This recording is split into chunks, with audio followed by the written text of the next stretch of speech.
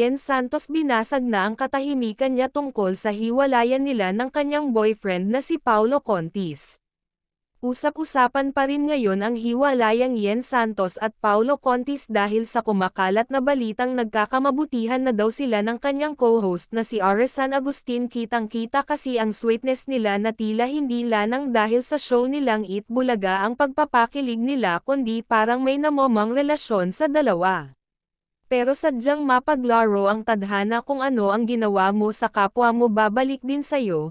Samantala ayon naman sa ibang netizen ay hindi na napigilan ni Yen ang galit nito kaya nagbitaw na siya ng salita patungkol kay Aris San Agustin. Sabi niya masaya na kami ni Paulo tapos biglang may papasok sa buhay namin na kagaya mo. Ayon naman sa ilan deserved daw ni Yen ang nangyari ngayon sa kanya.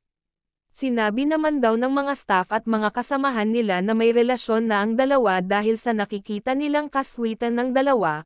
Matatandaan nito lang mga nakaaraang araw ay kinumpirma ni Yen na hiwalay na nga sila ng kasintahang si Paulo Contis. Matapos nga makipaghiwalay si Paulo sa kanyang dating asawa na si LJ na ngayon ay kasal na rin sa iba ay ipinagpatuloy niya ang relasyon nila ni Yen Santos.